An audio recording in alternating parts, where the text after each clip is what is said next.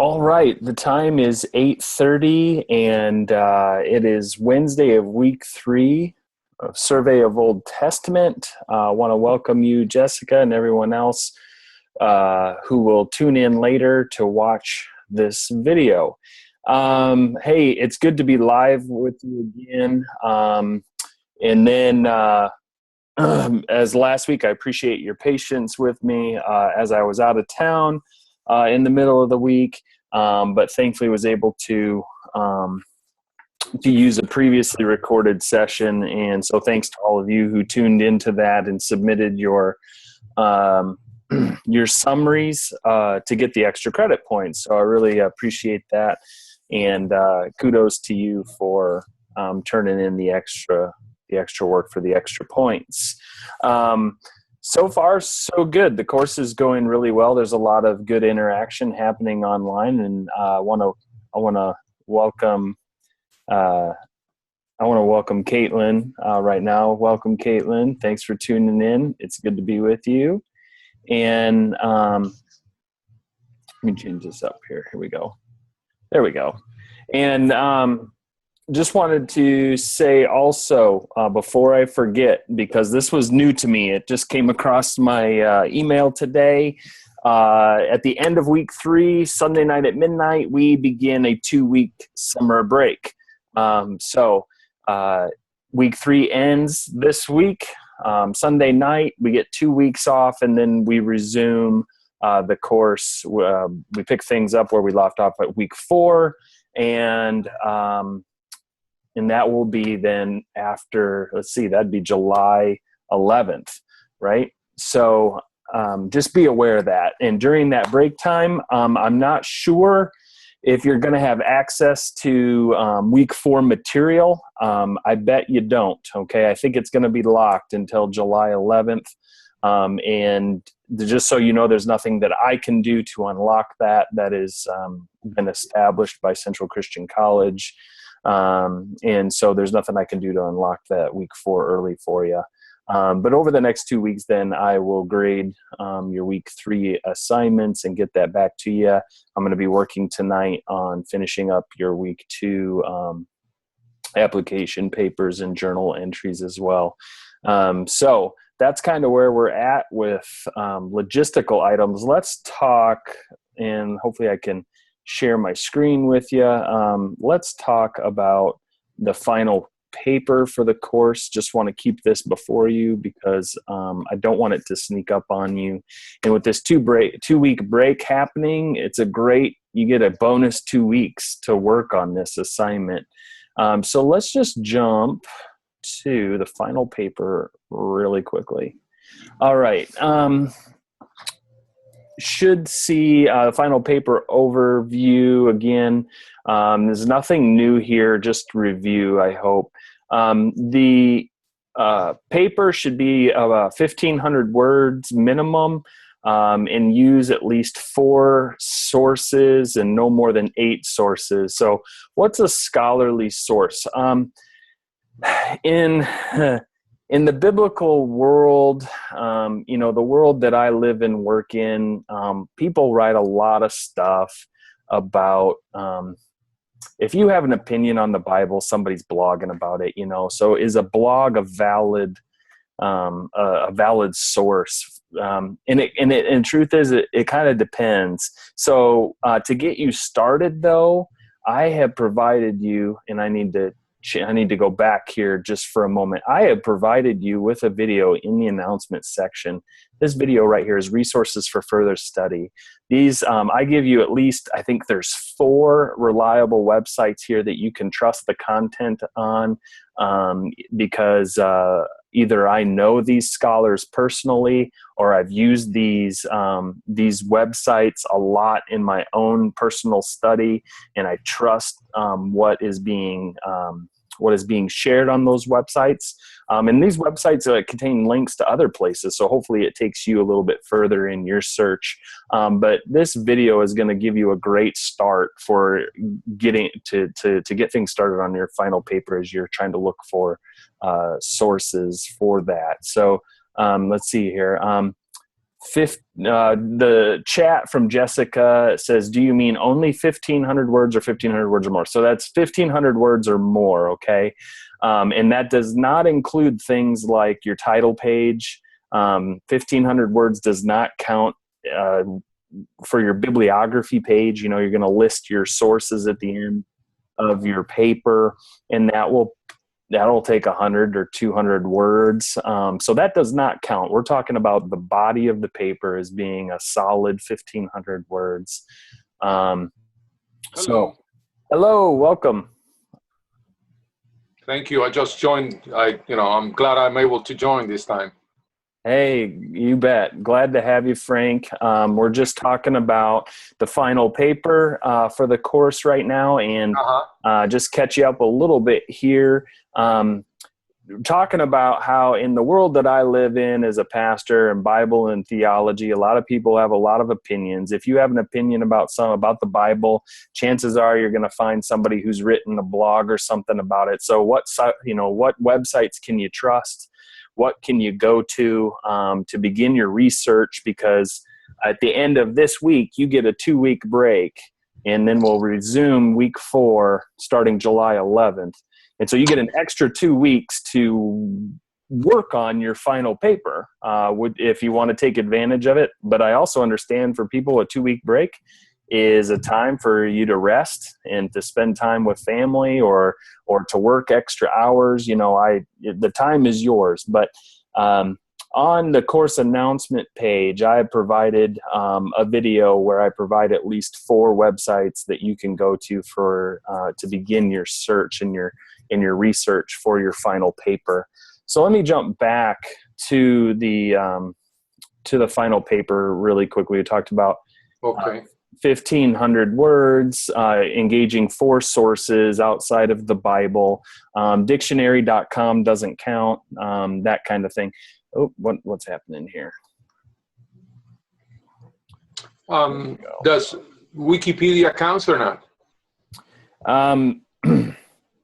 Wikipedia is not considered to be a scholarly source. It may be a reference point for you to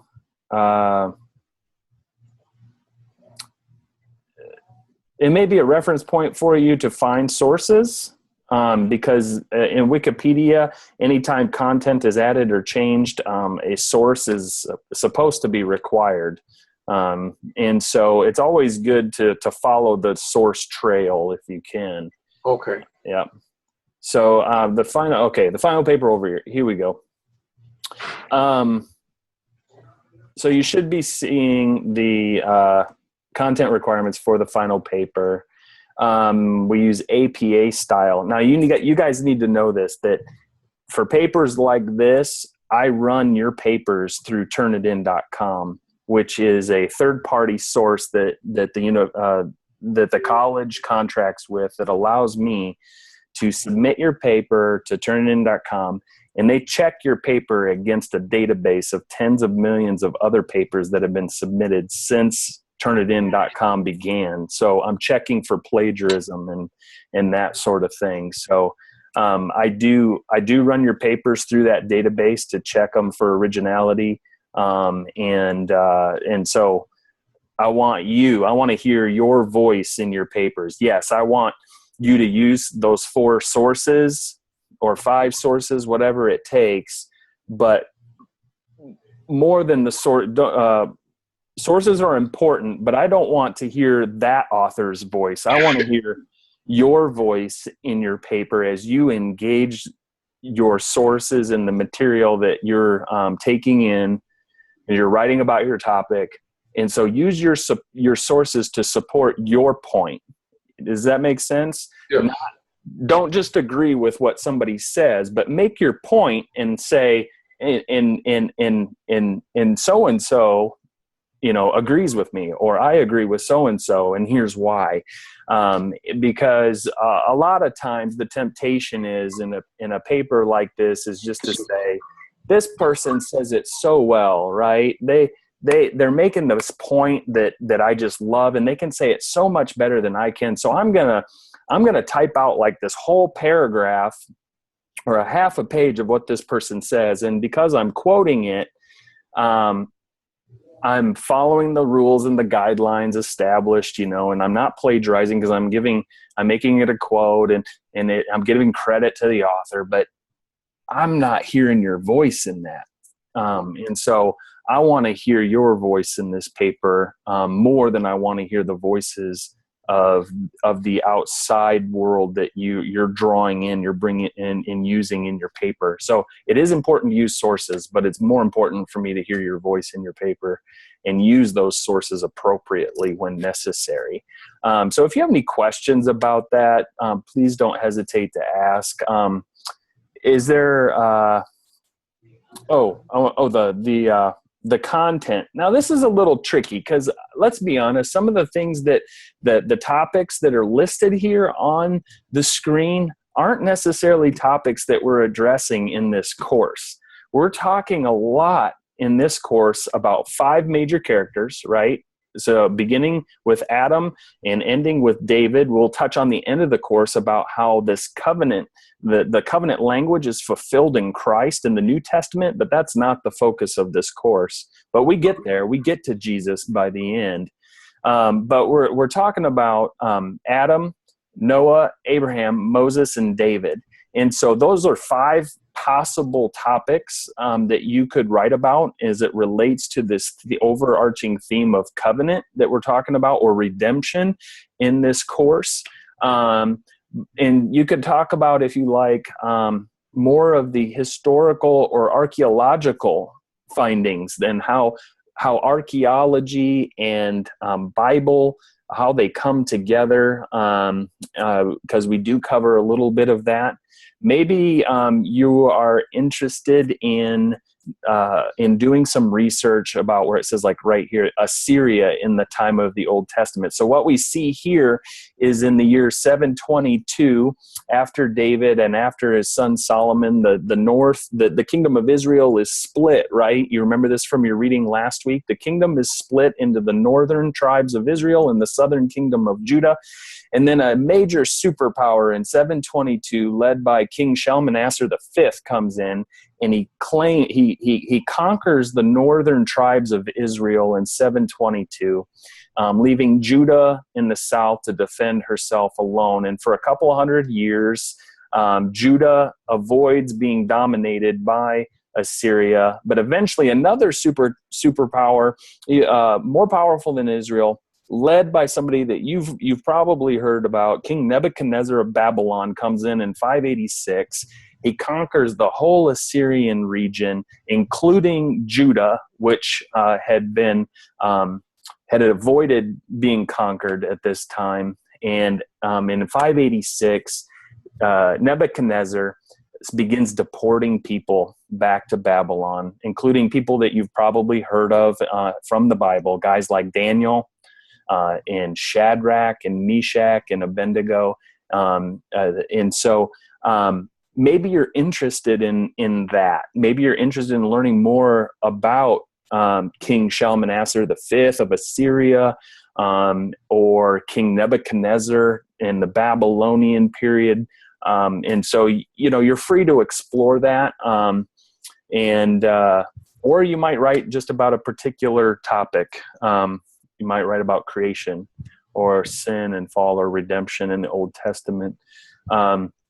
Just make sure, and this is the best wisdom I can give you, is just make sure your topic's not too broad. I think if you get too broad, like say I'm going to write about creation, that's just a little too general. It's a little too vague.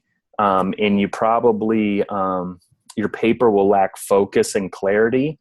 And I'll pick up on that. And so, if you need some focus or clarity, run your idea past me and allow me to steer you in the right direction if you don't feel like you have a solid way to go with your paper. Because I want you to do well on this final paper, just as I want you to do well in this entire course. And so I want you to benefit from all of this research and learning. And if there's anything that I can do to help you in that process, please let me know. I'm happy to help you with that. Sound good? Yeah. Okay. All right, on to the good stuff for this week. So, week 3 only had one chapter again in the textbook to read. Now, we do get through the whole textbook in this course. So, it means weeks 4, 5, and 6, we're covering more chapters. So, be prepared for that. And thank God that we only had one chapter to read this week. But we're going to jump right into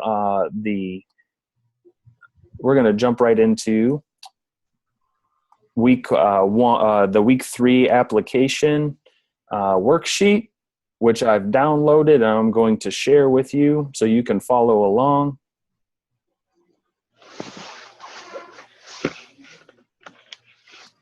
All right, here we are.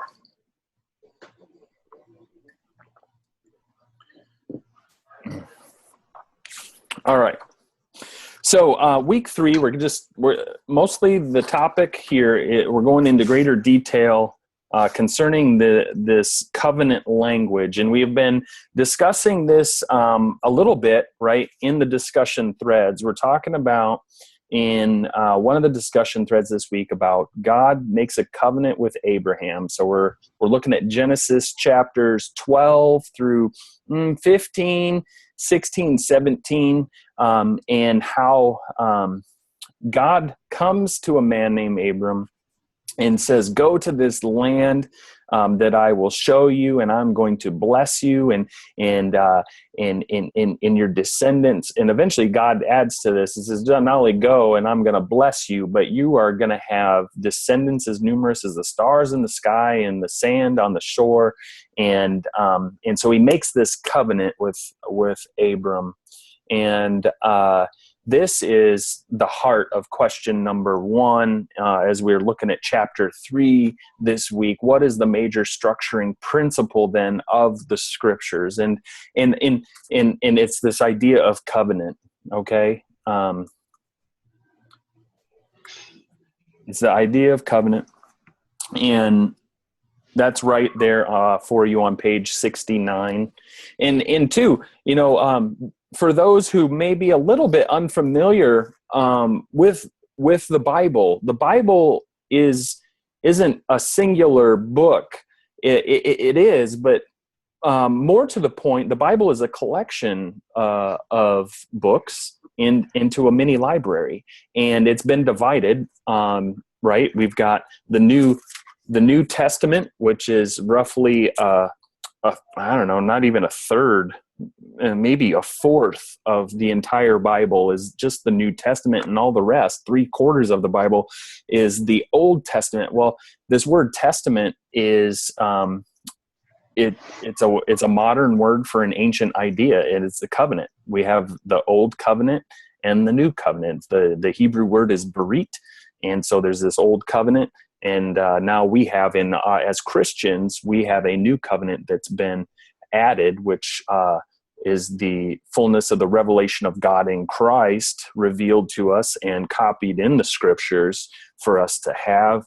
And so covenant is the major structuring principle of our Bibles, and it's reflected, I guess I should say, in the promises of God, as God makes covenants with the five central figures that we're studying in this class. And so you might say, and that might be something that you point out too here, is that our Bibles reflect this structuring. I gotta spell better. There we go. In the fact that there are two divisions: the Old Covenant and New Covenant. So the actual term, as I mentioned, is this Hebrew word berit. In Greek, it's diatheke. So that's just kind of the general definition of the word covenant. So that's right there on pages 69 and 70. Okay, 69 and 70.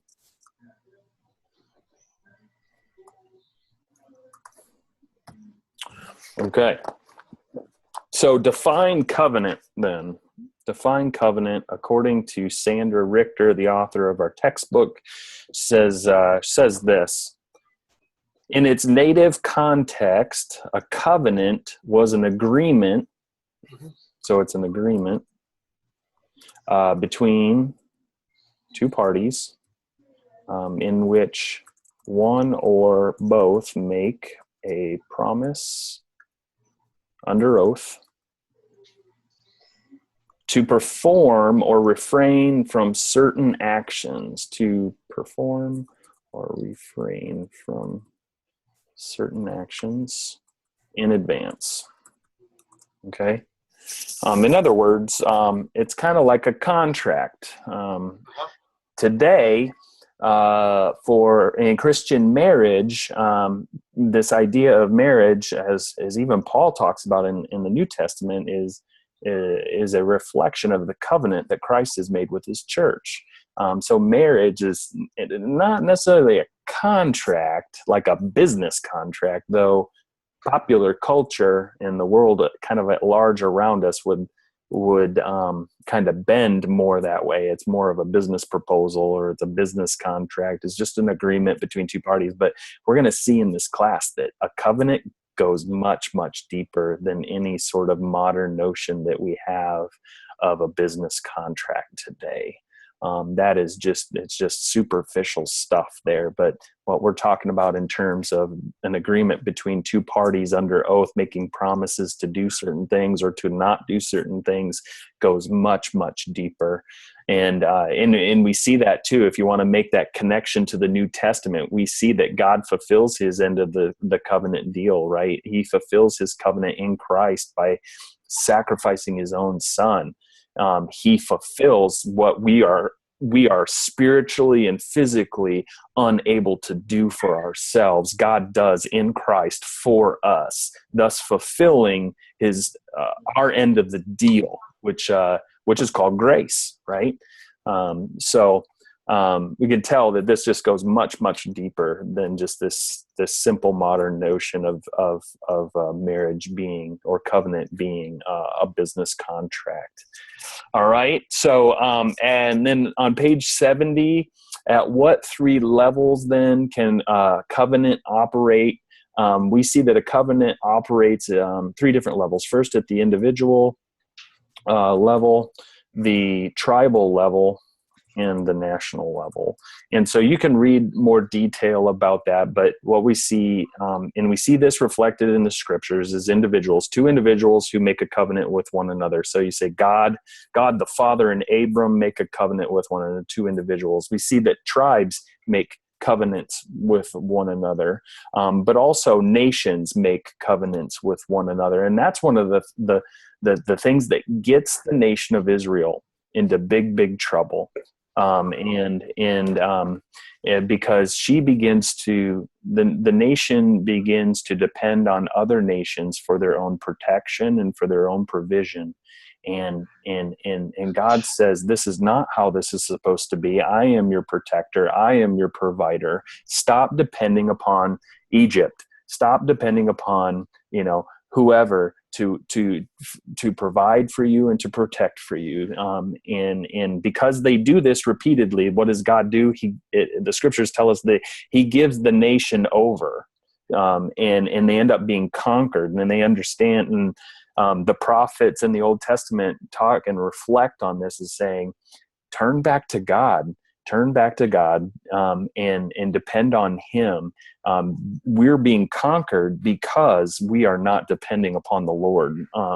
And so their understand, or the thinking is that the fact that they are being conquered by these superpowers like Assyria, like Babylon, like Greece, like the Romans in the New Testament period, that it's all because the people of Israel were stiff-necked or hard-hearted, and they had turned their hearts away from the Lord and were depending upon other nations for their security.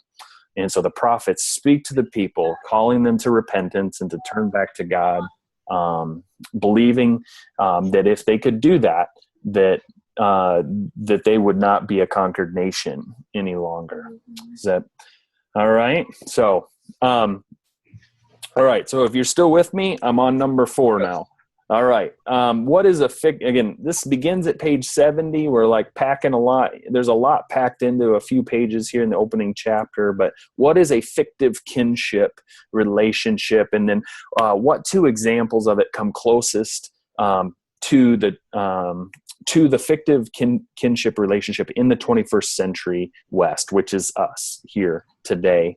And so fictive kinship is to make kin out of non-kin, okay? And we understand this language of kin, of family, of being related to someone. We don't really, my family doesn't talk about kin, we talk about family, but it's making kin out of non-kin. And this was accomplished through this fictive kinship relationship. It's an oath that the people of Israel in the culture around them understood that a bond could be established between 2 people or 2 tribes or 2 nations, and they agreed to act like family. And so what are some examples then in our context today of this happening? I throw this out there right now to you to see if you have any ideas. You got any thoughts? No, to be honest with you, no. I'm trying to listen to your notes and take some, Sure. Yeah. So the 2 examples, they're not going to come from the book. They're going to come from like us. No, they'll come from the book. The book gives you some examples. I'm just wondering if you're married. Uh-huh. Anybody married? No, I'm not. So okay. You know somebody that's married? Marriage is the classic example. Right. That's what yeah. Once you said, I believe that's what it's what makes it, a marriage. It covers many things, but it's a very, that's what I'm looking for. It's not just a simple agreement, it's marriage includes trust between 2 people. Right. Exactly. Marriage is the first example that comes to mind. The other one is something that you're aware of, and you've seen. Maybe you have someone in your family who has been adopted. Our family has we have a little boy. We have a son. His name is DeWitt, and we adopted him last year from Ethiopia. And so adoption is another good example of a fictive kinship relationship. We have brought him, DeWitt, into our family. I call him my son. He is mine. Not just from a legal standpoint, but just from this pure heart standpoint, pure emotional, spiritual, intellectual level. He has all of the legal status and the familial status of being my son, even though we don't even come close to one another in skin color or background. So adoption is another good example of a fictive kinship relationship. So yeah, Jessica was chatting here in the group chat. She said adopted. So she nailed it. Thanks, Jessica, for participating there. And so those are the two things that come closest to our culture today. I have a question. Yeah. On how you said, like, when you put what is the fin, okay, I don't know how to pronounce it, sorry. But when you said to make kin out of non-kin, yes. How does that, because like in the book, it says like the first like sentence when it says the ideological foundation for the concept of covenant making in the ancient Near East was an idea we known as that. So that's not the definition. It's just explaining or Sure. so that wouldn't be it for what? Sure. So you're right there on page 70 at the bottom of the page. It says fictive kinship. So you know that for the next couple of pages, it's going to explain in greater detail what that is. If you're kind of looking, if you're looking for a little more detail, jump to page 72 there, and you'll see it. There's a sentence. This first full sentence on page 72 says this. Hence, on the individual, tribal, and eventually national level, if you need someone to act like a family member and you are willing to give the person the privileges of family in return, you would invite that person or that tribe or that nation into a covenant agreement, which created a fictional kinship relationship. And so somehow when it talks about, I'm sorry, I'm interrupting. No, you're fine. So I think that gets to the heart of your question, Caitlin, in that it's fictive kinship is a term that's used to describe this a covenant relationship between two people who are not blood relatives. Okay, or two nations that are not that are not the same. If that makes sense. So is it also, so it's an effective kinship? Is it that way too? Can you ask me your question again, Frank? Okay, because it says in here, which created a fictional kinship. Mm-hmm. So it's what's the word I'm looking for? So it's when it says fictional, it's not pretend. Okay, that's what. That's what. No. Okay.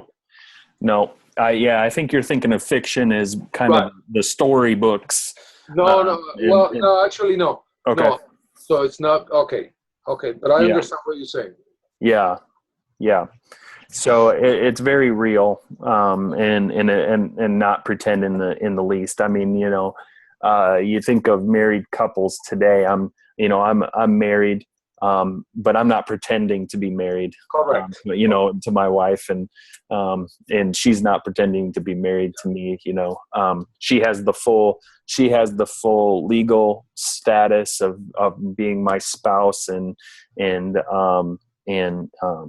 as well as so she's entitled to all of the rights and the benefits of being married to me, and that sort of thing. So, yep, good. Okay. Thank you.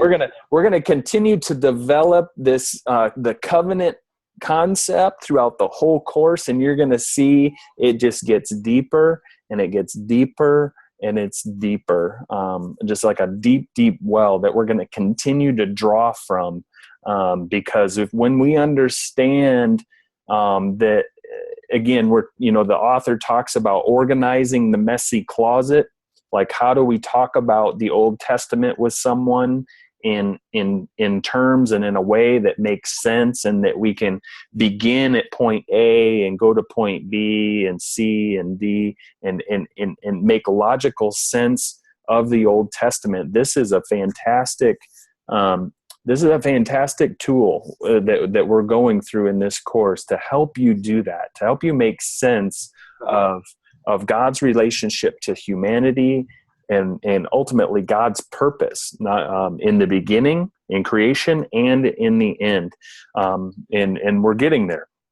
Oh, excuse me. And so we're going to see that in week 4, what God's first purpose and God's final purpose.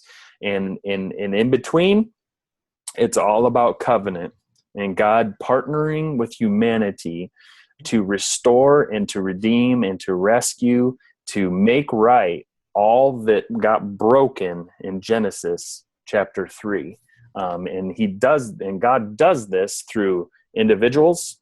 God does it through tribes. God does it through nations. God did it finally in his son, Jesus Christ. And now we as non-Jews, for those of us who are non-Jews, as Gentile people, living today, God continues to partner with us, his church, to continue this work of redemption in the world. So we're just going to keep drawing from that deep well. And I hope by the end of the course, it becomes much, much clearer for everybody. So we're just kind of scratching the surface so far, but we'll continue to do. It is complicated. Yes. It's not simple at all. It's not. Yeah. I worked with a Jamaican person, and he read the Bible. He lives here, but he went back to Jamaica for 7 years just to read the Bible. Oh, okay. Okay. He says it's not that simple. Yeah. You need to know how to interpret what is written, and Yeah. Not that simple. Yeah. So this course is just a survey of the Old Testament. We don't get a lot into interpretation here. But I hear what you're saying. Yeah, because you could take another course that I'm trying to remember the name of the course off the top of my head. It's not coming to me at the moment.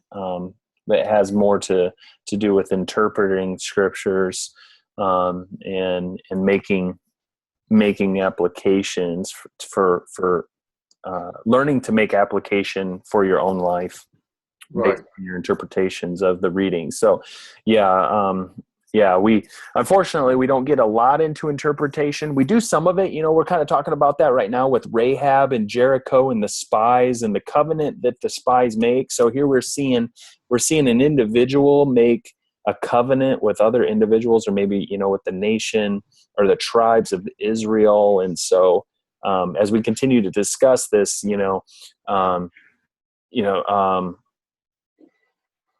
keep that in mind. Keep in mind this language of covenant, and that in that discussion thread, what we're really talking about is a covenant. Rahab makes a covenant with the spies, and they do not. I mean, they spare her. They save her family from destruction when they conquer the city of Jericho. So, all right. Hey, let's keep plugging away, because your time is valuable to me. I love this interaction. Thank you for the good questions. And question number 5 just is, what types of international treaties do we find in the ancient Near East? And the A&E is just a short condensed version of ancient Near East. What is the difference between the two types of treaties? And so 2 types of treaties. Okay, we have what's called a parity treaty. And then we also have what's called a suzerain treaty. So first, let's look at, just real briefly for a moment, a parity treaty is an agreement or a treaty made between equals. Okay, it's just that simple. I'm trying to think of something today that would be close to this. And the best thing I can think of is just my relationship with my wife. We're equals with one another. And so there are things that we have agreed, we agree that we do. There are things that we agree that we don't do, and so it's a treaty made between 2 equals. The other one is called a suzerain treaty. Suzerain, and it is simply just a treaty between the greater and lesser individuals, or greater and lesser kingdoms or nations. A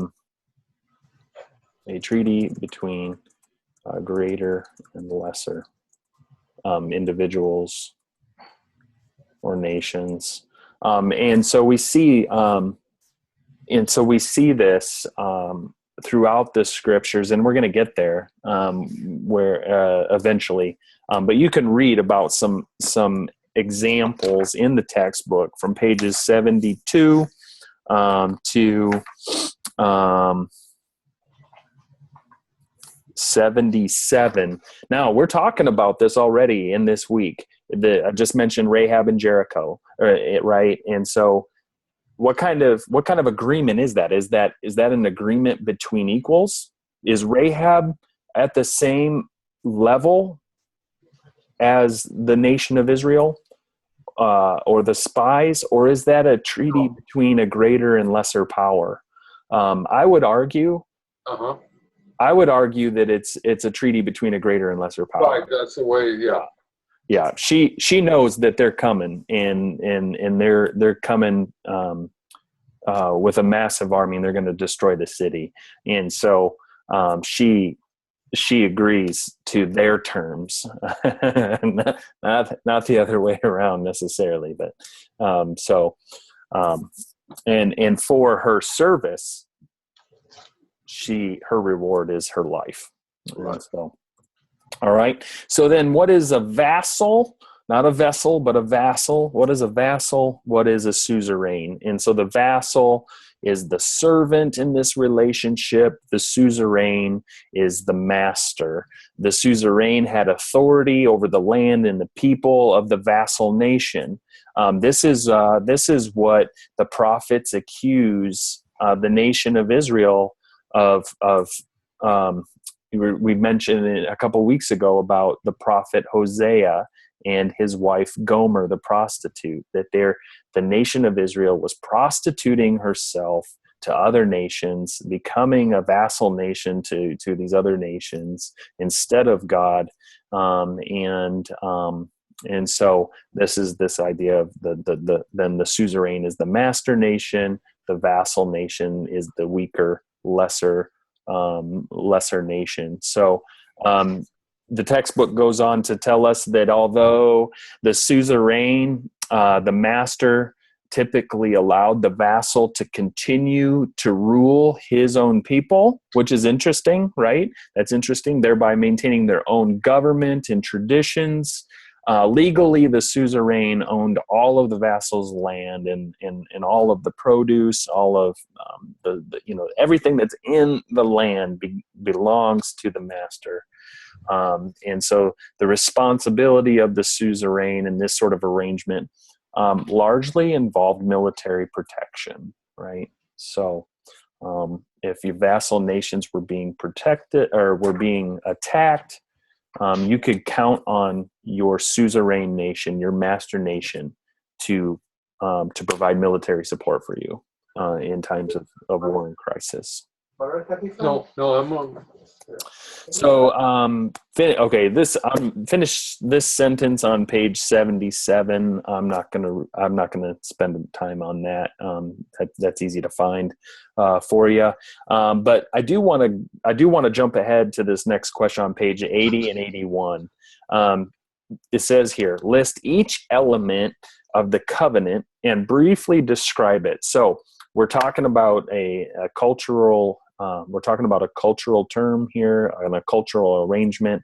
What are the things, typical covenants in Abraham's day or in David's day?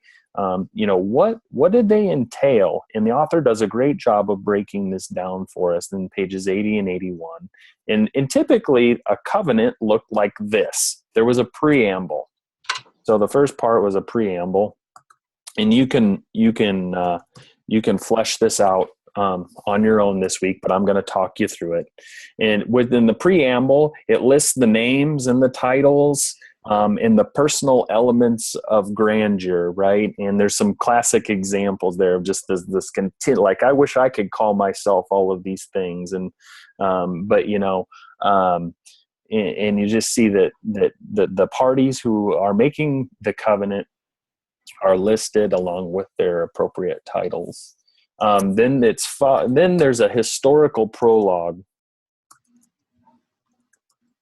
And the historical prologue simply is to supply the basis of obligation. It's the reason the vassal should participate in the proposed covenant and accept the master's terms. And so it's just, this is, here are the things that we're going to follow in the historical prologue. And they just kind of list them there. Then followed by that is the stipulations. And in the stipulations, the master in the covenant details the expectations regarding military or economic support as well as the expectations that you're going to remain loyal to the master. So the vassal, you're going to supply produce, you're going to supply gold and silver or lumber, and in return, for doing this and for maintaining your loyalty to your master, you have military support, you have other kinds of support from the master. And then for fulfilling these obligations, there would be blessings, and for not fulfilling these obligations, curses would be pronounced. And so they kind of write all these curses out ahead of time. This is what's going to befall upon your nation if you don't fulfill your end of the deal. And then witnesses. So the witnesses were called to validate then the covenant contract, and these witnesses were always the deities, right? They're the one of the many gods that the master nation worshipped, and so the deities were called upon to ensure the loyalty of the parties involved. And this listing of witnesses ensured that there were no loopholes in the treaty, and so therefore, it could be quite long. Finally, or almost finally, I should say, there would be a periodic reading of the covenant, which is just what it sounds. Every so often, or I'm sorry, not period. That's the last thing. I skipped one. It would be deposited. So the covenant would be deposited into the temples of the contracted parties. And then every so often, the covenant would be brought out and it would be read as a periodic reading to remind the parties of the arrangements, of the agreements that they had made with one another. Okay? But all of that is explained there for you on pages 80 and 81. Fascinating stuff. It really is. I think and so kind of go back with this in mind and read the covenant that God makes with Abraham in Genesis 15, for example, and see if you can find each one of these elements in it. The historical prologue, or the stipulations, the blessings, the curses. We're going to see this also in the book of Deuteronomy at the very end. The whole book of Deuteronomy is basically one long sermon. It's Moses' final words to the nation just before he dies and they enter the promised land. And you see a lot of these elements of covenant appear throughout the book of Deuteronomy, including the blessings and the curses and the witnesses and the periodic reading of the words of Moses. And so fascinating stuff. And then on page 82, the author makes a claim about the ethnic character of the nation of Israel around the time of the Exodus. So we're getting away from Abraham, we're getting into the book of Exodus here a little bit. And she says this on page 82. She says, "Keep in mind that the mixed multitude that came out of Egypt was indeed mixed. Ethnically, it is probable that an array of Semitic and non-Semitic groups joined the Israelites in their fight toward freedom." So her argument is that it was a mixed group. There were, and remember, we got this multitude of people making a mass migration out of the land of Egypt into the wilderness during this time called the Exodus, and so she's saying here that it was more likely not a Semitic, Jewish, and so just saying it's a combination of Semitic and non-Semitic people groups who made the Exodus. So, all right. Number 10, what theological claim does the textbook make about the religion of the Hebrew people at the time of the Exodus. And I see if I can, let me track a page number down for you on 80, 83, 84. Nope. Let's see.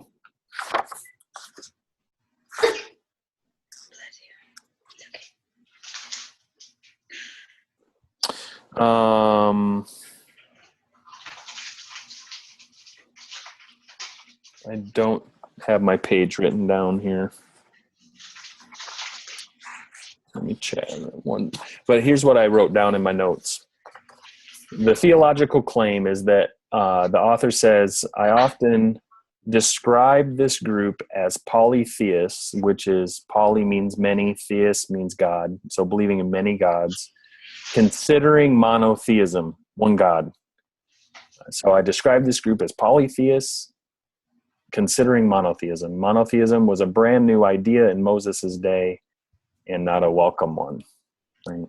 So this is that on the same page then? Because that's under that's underneath the question that was before this.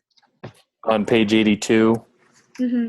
Okay, it's good. Right under. Oh yeah, the last paragraph on 82. You're right. Thank you for that. I'll write that down at the bottom of page 82. Thank you, Caitlin. You're welcome.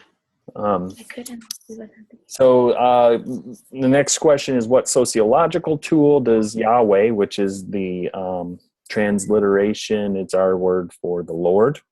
And you see, so I'm just typing this out for you because sometimes you get asked this question. Yahweh is the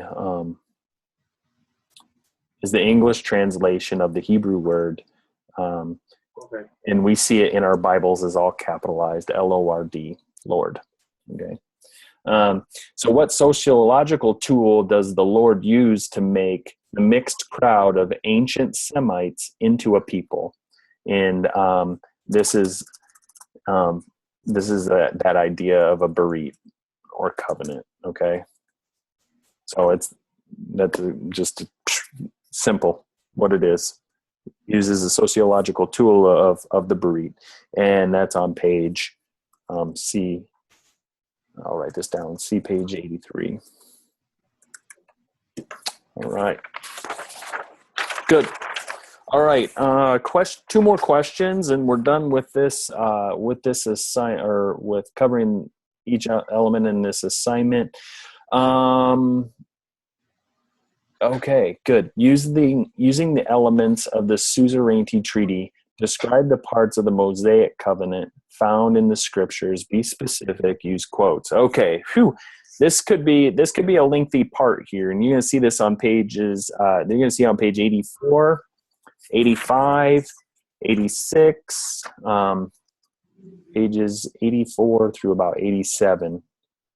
Works through the details, and we've covered the pieces already. The preamble, we talked about the historical prologue, the stipulations, the blessings, the curses, the witnesses, the deposited covenant contract in the temples, as well as the periodic readings of it. And so now all we're going to do is just add some meat to these bones by providing some examples, specific examples, which are in your textbook, from the book of Exodus, chapter 20. Okay, so we're looking at Exodus chapter 20 and Deuteronomy chapters 4 and 5, roughly. 4 or 5 and 5. We can just stick with that. And so you'll find your examples in Exodus chapter 20 and Deuteronomy chapter 4 and 5. Okay. And so write as much as you need to write there. As you guys can tell, based on how I've graded previous workbook assignments, if you do the work, you get the grade on these assignments, because I want you to understand it. I want you to do well, and it's not too terribly complicated, since we kind of have an open book here. We have an open book, and you're able to seek these answers out straight from the source. So, and then the last question here is, what element of I'm sorry, go ahead. Sorry. For question 12, I put for pages 84 and 87. Can Mhm. you add what the start, like what it starts on page 84, like the first, because my book, I have it like electronically, so I don't have page numbers really.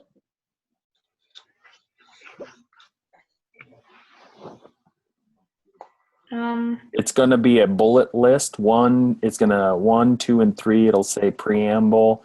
2 will say historical prologue, followed by 3 the stipulations. 4. So is it going through these like how I have it? I don't know if you can see because it's kind of blurry because of the electronic. But this at the bottom, and then the next page, and then these. Can you hold it a little bit closer? I don't know if it's kind of blurry. It looks like it could be. It has like the number, Figure. like if it's like numbering them off in the letters. Yeah. Roman numbers, correct? Yeah. Okay. Yeah. Yes, I got it. Okay, it's the Roman numbers. Does it say? I think it says figure 3.1. Yes. Mhm. Yeah. Yeah. This is, yeah. Yeah. Yeah. You're good. You got it. You got it. Okay, thank you. Sorry. You're welcome. No problem. I didn't. I don't know sometimes when students are using an ebook version or if they're using the textbook. So it's good. It's good. I'm glad you asked. So then the last question here is, what element of covenant is remembered when a new covenant observer? So that is, we're talking about New Testament, New Testament Christians, new covenant observer receives communion. So here's this, the sacrament of communion. What element of the covenant is remembered? And so this is getting into the tail end of the chapter, pages 89 and 90, mostly page 89. And so it says here in the middle of the page, Moses said in Exodus chapter 24, this is the blood of the covenant, okay?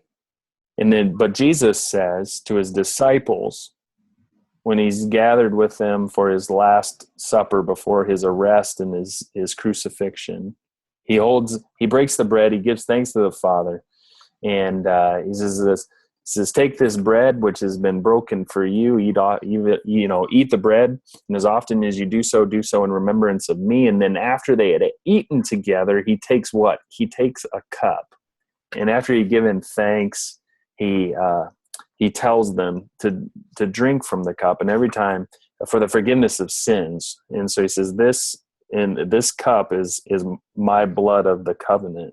And so you can see here that that it's the blood of Christ and his sacrifice of his life that is remembered when a Christian observes communion. Okay. All right. That covers that so far. So good. Any questions up to this point? You said back to the final paper that Yes. all the information is on the announcement, correct? What topic we want to choose and all that. It's all there, correct? It is in the content for the final paper is also in the course website, which I'll get up here for you too. It's to find the information. Yep, you can go to the main homepage for the course and scroll down to week number 1 and click on final paper overview. Okay. Yep. And then there are 4 content requirements, format requirements. You can see here that just for the format, you use a standard format, 12-point Roman or 12-point Arial or 12, double spaced, 1-inch margins on each side. If you don't know how to adjust the margins on your paper, please, I'm happy to help you do that. And just a simple organizational structure, including an introduction, body, and conclusion, along with your reference page at the end. There is a suggested timeline for you to follow, just to help you, just to stay on track and not fall behind, because it is an add-on to week 6. It's in addition to all of the assignments and the discussion threads that you have to do each week. So to tack on an extra final paper can be really stressful for many students, but getting an early start, and you have a 2-week break at the end of this week, so you get a little additional time to make some headway on that paper.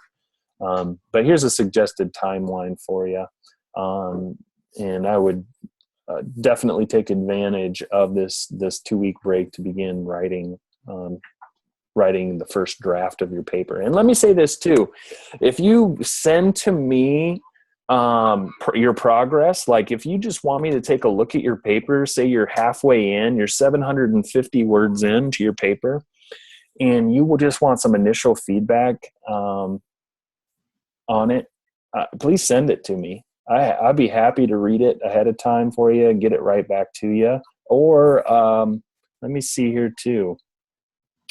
I want to see if NetTutor, if you aren't comfortable with sending it to me, you can always go send your paper to NetTutor by clicking on the link on the home page. I don't know what this is. What is this? Apparently it's not letting me access it.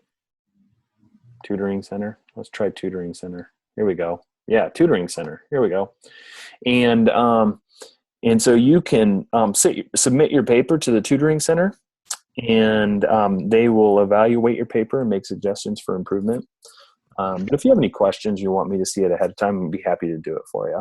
It's my pleasure to do that. So just don't send it to me the night before it's due, okay? All right. Let's see. We got a question here in the chat. Nope. Jessica's good. She is doing well. Good.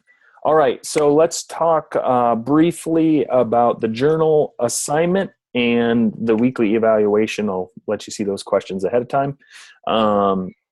Journal this week is, I think there's 2 reading selections for this week. Let's get there. There we go. And so we're reading Joshua. We're reading passages from Joshua chapter 1, chapter 5 and 6, and then followed by 1 Samuel chapter 8. 1 Samuel is such a great book to read because you are going to be, here's where we see the tribes of Israel wanting to be like all the other nations, and they want a king. They want a human king to sit on a throne and reign over them. And then there's this, and they ask Samuel to talk to the Lord about it, and eventually the Lord just gives in to their whims and says, fine, you can do this, but know that having a human king will cost you dearly. And you're going to read about that in 1 Samuel chapter 8. And then in chapter 9, Samuel anoints the first king, a man named Saul. And then it doesn't take long for Saul to really mess it up. And so you're going to see that in 1 Samuel chapter 10. And then the last reading there is in 15, where the heading in my Bible says that the Lord rejects Saul as king. And that's where we see then the Lord has Samuel anoint David as Saul's replacement as king. And so doing a great job in your first week's, I remember in your first week's journal assignments, just a good engagement. Again, it's all about after, as you're reading the scriptures and allowing God to speak to you through his word, just just respond to God's prompting if you, and what you're learning in the scriptures. And so just read with an open heart, read with an open mind, your eyes wide open, and to say, Lord, speak to me through your word right now. I just want to hear your voice, and I want to see you here, and teach me something fresh, teach me something new today, surprise me with your word. And then you can journal about it as God continues to reveal himself to you through his word, and as you read these stories. So continue, and that's what these questions are intended to draw out of you in your writing, is just what catches your eye, what's exciting, what's good, or what seems really wrong and to you. How do you relate to the story? This is a tough one for people. It really is. I think that's out of all the questions, that's one of the most difficult ones for me. Yeah. And it's no good to say, well, I can't relate to this in any way. That's because that's not exactly true. And so in the comments I made from week 1, I encountered that a few times, just to say, yeah, but is there ever been a time, where, and then I would say whatever it is I said. And the reality is that for everyone, yes, there was a time in our lives where we had a similar experience, and we can relate to this person's struggle or this, the situation. And so it's just, sometimes it takes a little digging. But the reality is, for me, you don't have to hit every one of those bullet points. You really don't. If you get hooked on something catches your eye, and you're going to journal for 4 to 6 sentences about that one thing, I would rather have you dig deep and dive into that one thing that catches your eye than for you just to simply suggest that there is nothing for you to relate in the story. Does that make sense? Like, use the questions as a guide, not as necessary protocol that you have to say, yes, I can relate to this, or no, I can't. If there's something that really grabs your attention and you're going to journal about it for a whole page, that's fine. I'd rather have that. I'd rather have good quality work than just to simply say, no, there's nothing in this story I can really relate to. And maybe they didn't even give it any thought. So think about, consider that, and just know that there's some flexibility in how you structure your journaling assignments. It's not a rigid framework. It's really just some guidelines for you to consider as you write. All right. Okay. Let's take a look at the weekly evaluation, and then I will close our time in prayer if there are no questions after that. All right. So here we go. The weekly evaluation. And maybe. Here we go. Good.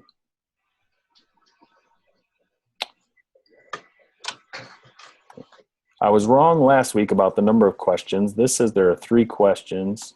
So let's see if that remains true. First question, what does a covenant mean? You're going to choose the best answer.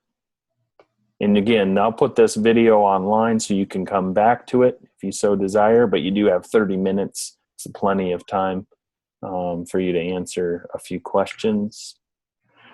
Question number 2, what term from Old Testament studies might be used of the processes of adoption and marriage today? So this is going back to the application assignment number 1. We worked through that response.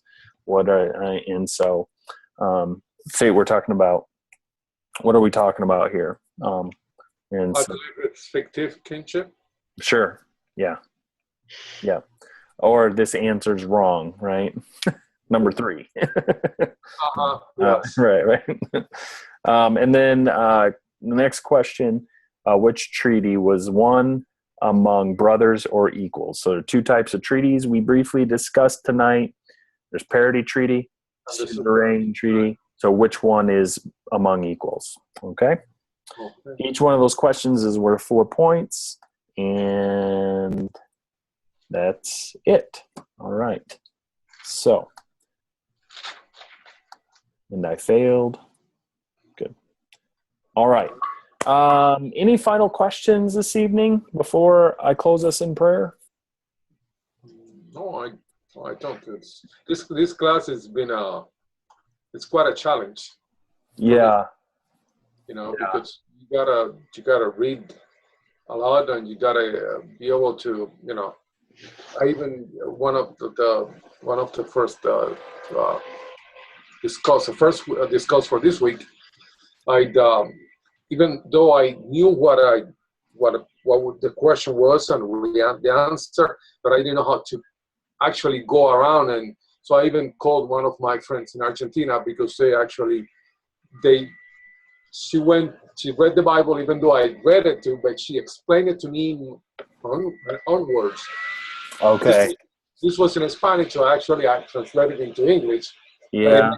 When she was telling me, and then, Yeah. I understand what you're saying, Frank. I went to seminary, and one of my classmates was from Baku, Azerbaijan, and so he spoke a number of languages, including English. But I understand the problems that you're having, because I remember him saying, in order for him to understand some of the things we were talking about in our courses, he first had to mentally translate the reading into Russian. Wow. And then he would translate it into his native tongue and then into English.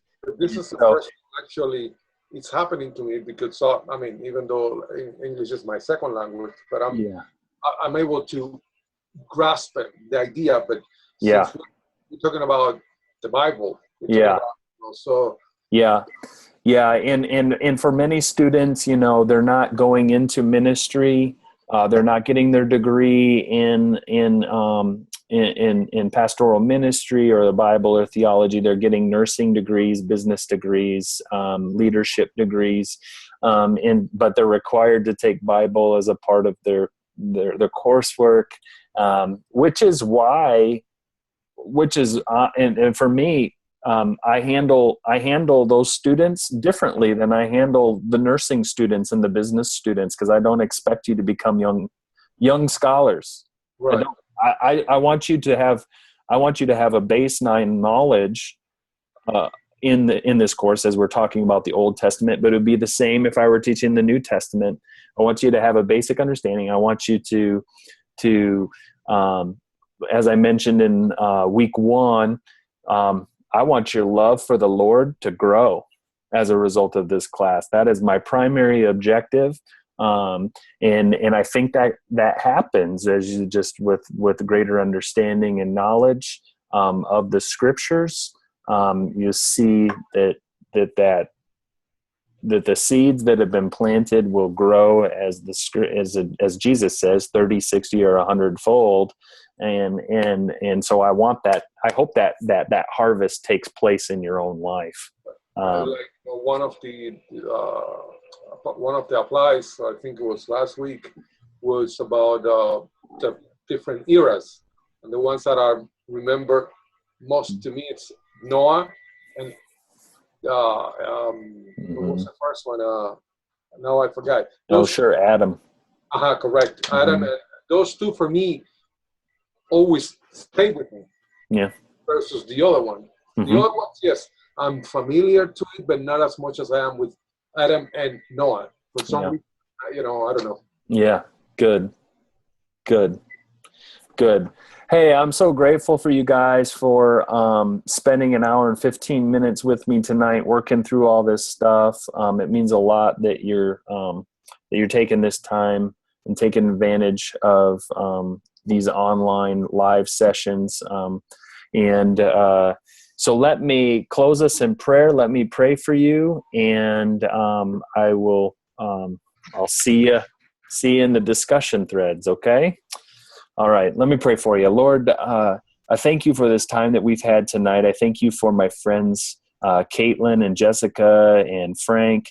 And I pray for my friends who are going to be watching this video later this week. And Lord, I just pray that you continue to bless them, continue to keep them, to watch over them. They are, I just love it that they are from all over the world. They are desiring to follow your lead to get their degree in this season of life. And I thank you that this can happen through online technology, and that we can have these conversations, that we can see one another face to face through our computer screens and through chat rooms and discussion threads and all of these things, Lord. Just what a tremendous blessing. And so I just pray, Lord, that you would help them this week to do well in their studies, but also, Lord, that you would empower them and give them the wisdom and give them an extra amount of grace and love in their lives this week to minister to their own families, to be salt and light, and to be good news in their places of work, wherever they work during the week. And also, Lord, just that they would have this time to rest each week. It seems improbable that they could possibly add rest. Like, when am I supposed to rest when I have all of these things going on in my life? But I just pray, Lord, that if rest is needed, Lord, that you would make that happen in their lives, especially with this 2-week break coming up. God, I just pray that it's a time of relaxation and rest and time spent with family and friends and loved ones. People just develop nurturing and cultivating the most meaningful relationships that my friends have here, Lord. And so pray your blessing upon them today and this week. And I look forward to wrapping this week up and having a 2-week break with them.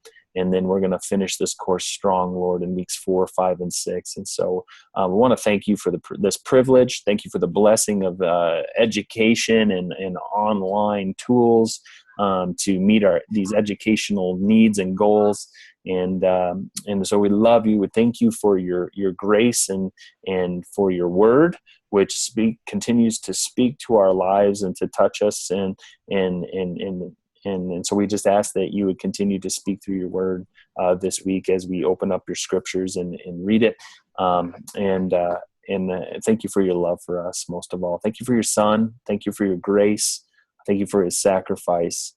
And we pray all these things in the name of Jesus. Amen. Amen. Thank you. You're welcome. Thanks a lot, everybody. Have a wonderful night. I will catch you later. You bet, Jessica. Have a good night. Good night. Good night.